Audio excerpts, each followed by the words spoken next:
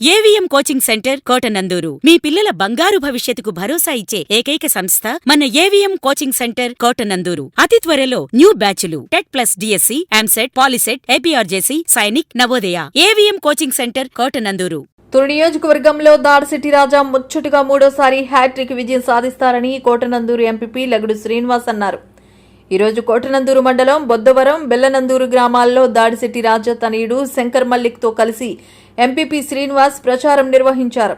శంకర్ మల్లిక్కు 2 గ్రామాల్లో అపూర్వ ఘన స్వాగతం లభించింది. మంత్రి తనయుడును ప్రజలు ఆదరించారు.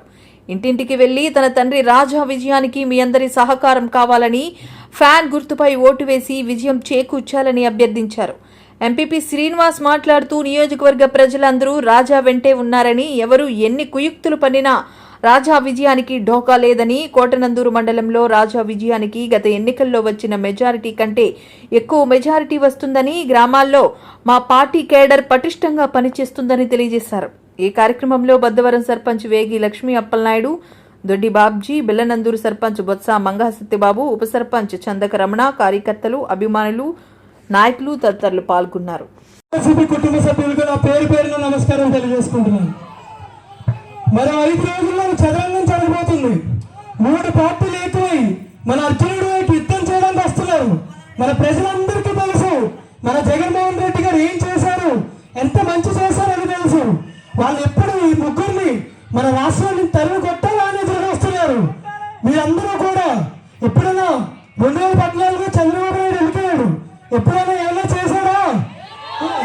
ఎప్పుడైనా ఏమైనా పథకాలు ఇచ్చాడా? ఇంటింటికి రైతులు మోసం చేస్తా ఉన్నారు, చేసా. ఇంటింటికి ఇల్లు పట్టాలు ఇస్తా ఉన్నారు, వచ్చి. మరి జన్మభూమి కమిటీలని ఇలాంటివి అక్కడ పెట్టి ప్రతి ఇంటికి ఏ ఒక్క సంక్షేమ పథకం అందరూ ఇవ్వకుండా అవినీతి చేశాడని తెలియజేస్తున్నాను మీ అందరికీ. మన జగన్మోహన్ రెడ్డి గారు 2019 ఎన్నికయ్యారు. అప్పటి నుంచి ఈ రోజు వరకు గత 60 నెలల వరకు ప్రతి ఇంటికి సంక్షేమ పథకం ఇచ్చారు. ప్రతి అమ్మకి తోడుగా పెన్షన్ ఇచ్చారు. ప్రతి అమ్మకి తోడుగా ఇంటింటికి మన అమ్మఒడి ఇచ్చారు. అలానే ఇప్పుడు కూడా కొత్తగా మన మేనిఫెస్టో రిలీజ్ చేశారు. ఈ యొక్క అబద్ధం ఆడకుండా ఏవైతే సాధ్యం అవుతుందో అవే చేస్తారని చెప్పారు మన జగన్మోహన్ రెడ్డి గారు. చంద్రబాబు నాయుడు లాగా సాధ్యం కానివి, లేకపోతే మన ప్రజల్ని మోసం చేసేవి ఎప్పుడు చెప్పడు. ఆయన చెప్పిన మాట ఎప్పుడు చేయడు కూడా, చెప్తానే చేస్తాడు ఆయన. సో మీరందరూ అది గుర్తుపెట్టుకొని మే 13వ తారీఖున ఓట్ల రూపంలో చూపించుకొని భారీ మెజారిటీతో మా నాన్నగారిని 2 ఓట్లు వేపించి భారీ మెజారిటీతో గెలిపించాలని ఈరోజు సెలవు తీసుకుంటున్నాను. ఇక్కడికి విచ్చేసినటువంటి బెల్లనందూరు గ్రామ ప్రజలకు, అక్క చెల్లెమ్మలకు, స్నేహితులందరికీ ప్రత్యేక నమస్కారాలు తెలియజేస్తున్నాం. మీ అందరికీ తెలుసు జగన్మోహన్ రెడ్డి గారు ఈ 5 సంవత్సరాలు ఏ విధంగా పరిపాలించారో. ప్రతి ఇంటికి ఎటువంటి పథకాలు నేరుగా మన అకౌంట్లో వేసారో మీ అందరికీ తెలుసు.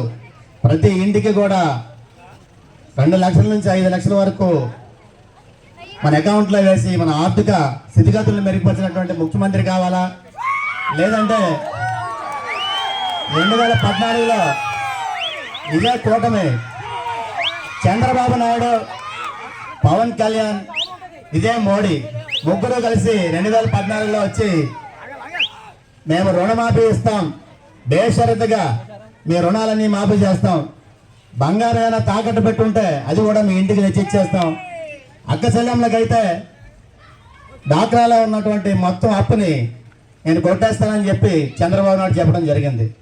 అదేవిధంగా చాలా ఆచరణ చాచం జారినటువంటి హామీలు ఇచ్చి మన అందరినీ ఎలా మోసం చేయడో మీ అందరికీ తెలుసు. మళ్ళీ 5 ఏళ్ళు పోయిన తర్వాత జనాలు మర్చిపోయారేమో అని మళ్ళీ వచ్చాడు. మళ్ళీ వచ్చి ఈరోజు ఎట్టి పరిస్థితుల్లో జరిగినటువంటి హామీలన్నీ కూడా ఇంట్లో ఎంతమంది ఉంటే అంతమందికి ఇచ్చేస్తాడట. రాజశేఖర రెడ్డి గారు చెప్పారు, ఆల్ ఫ్రీ బాబు, అన్ని ఫ్రీగా ఇచ్చేస్తాడు. ఎందుకంటే ఈరోజు జగన్మోహన్ రెడ్డి గారు ఈ 5 ఏళ్ళు ఎంత కష్టపడి పరిపాలన చేశారో మా అందరికీ తెలుసు.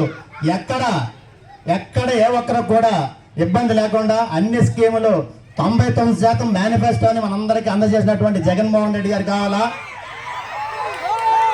మోసపూరితమైనటువంటి హామీలు ఇచ్చి ఎలక్షన్లో నెగ్గడ కోసమే ఈ హామీలు ఇచ్చి ఓట్లు వేయించుకున్న తర్వాత మొగం సాటేసిన చంద్రబాబు నాయుడు కావాలి. ఒక్కసారి మీరు అందరూ ఆలోచించండి. కూడా నిజాయితీ అయిన వైఎస్ఆర్ నాయకులు ఉన్నారు. అంతేగాని దోసుకుంటే అధికారులతో దోసుకోవడానికి, అధికారులు లేకపోతే ఇళ్లలో పడుకోవడానికి కాదు. ఏ ఒక్కడికి పార్టీ సంబంధం లేకుండా, వర్గాల సంబంధం లేకున్నటువంటి అన్ని స్కీములు కూడా మన గ్రామంలో ఇచ్చినటువంటి పరిస్థితి. తెలుగుదేశం కార్యకర్తలు కూడా పేదవాడైతే ప్రతి స్కీమ్ ఇచ్చినటువంటి పరిస్థితి. మీ అందరికీ తెలుసు, అందరికీ చేస్తున్నారు. తెలుగుదేశానికి ఓట్లు వేసిన వాళ్ళు కూడా చేస్తున్నారని చెప్పి చాలా మంది మన వాళ్ళు బాధపడుతున్నారు. కానీ జగన్మోహన్ రెడ్డి గారు కానీ, రాజా గారు కానీ అందరికీ చేయాలి. విశ్వాసం ఉంటే మనకు ఓట్లు వేస్తారు, విశ్వాసం లేకపోతే పోతారు అని చెప్పి చెప్పడం జరిగింది. అంటే ఆ దృష్టిలో పెట్టుకుని మేము కూడా ఏ ఒక్కరిని ఇబ్బంది పెట్టలేదు. మేము వచ్చేస్తే పెన్షన్ తీసేస్తాం. కొంతమంది తెలుగుదేశం మేము వచ్చిన తర్వాత అది చేస్తాం, ఇది చేస్తాం, పొడి చేస్తాం అన్నారు. ఏమి పీకలేరు మీరు. ఎందుకంటే 2014 నుంచి 19 వరకు అనేక రకాల కేసులు నా మీద కానీ, దాడిశెట్టి రాజా గారి మీద కానీ, మా కుర్రోళ్ళ మీద కానీ పెట్టారు. ఏం దిగారు? అధికారంలో ఉంటే మేము పని చేస్తాం, అధికారం లేకపోతే దమ్ముగా ఢీకొట్టే పరిస్థితి ఉండదు తప్ప ఇంట్లో పడుకునే పరిస్థితి ఉండదు. 100 ప్రజాసాక్ష్యంలో మేము ఉంటాం తప్ప ఇంట్లో దాక్కునే పరిస్థితి ఉండదు. రేపు రాబోయే ఎన్నికల్లో దాడిశెట్టి రాజా గారిని, మన ఎంపీ క్యాండిడేట్ సునీల్ గారిని కూడా అత్యధిక మెజార్టీ మన గ్రామం నుంచి కనీసం 600 మెజార్టీ ఇచ్చి మన ఊరికి రాజా గారు ఏదైతే ఆయన నమ్మకం పెట్టుకున్నారో ఆ నమ్మకాన్ని వమ్ము చేయకుండా మన ఆ మెజార్టీ ఇచ్చినట్లయితే రేపు రానున్న రోజుల్లో ఇంకా ఎంతకంటే ఎక్కువ డెవలప్ చేసుకోవచ్చు. ఎందుకంటే గత 5 ఏళ్ళలో ఏ పరిపాలన ఇవ్వడం ద్వారా మన బెల్లందూరు గ్రామం పరువు నిలబెట్టాలని కోరుకుంటూ మిమ్మల్ని ఒకటే నేను కోరి ప్రార్థిస్తా అడుగుతున్నా. మనకి జగన్మోహన్ రెడ్డి గారు ప్రజల కోసం, ఈ లేబర్ ప్రజల కోసం ఎంత చేశారో మీకు అందరికీ తెలుసు. అలాగే మన ఎమ్మెల్యే గారు ఆపదలో ఉంటే ఎంతో మంది ఎమ్మెల్యేని చూసాం.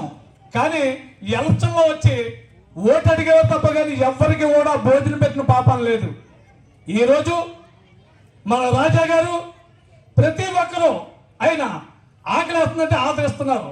ఈవేళ ఇంకోటి మనం ముఖ్యంగా గమనించవలసింది ఏంటంటే, మన అదృష్టం ఏంటంటే జగన్మోహన్ రెడ్డి గారు, రాజా గారు, అలాగే మన చెల్చట్ సునీల్ గారు 400 గ్రామాల దత్తత తీసుకున్నారు. ఎంపీ గారు మీరందరూ కూడా దయచేసి జాగ్రత్తగా ఆలోచించండి.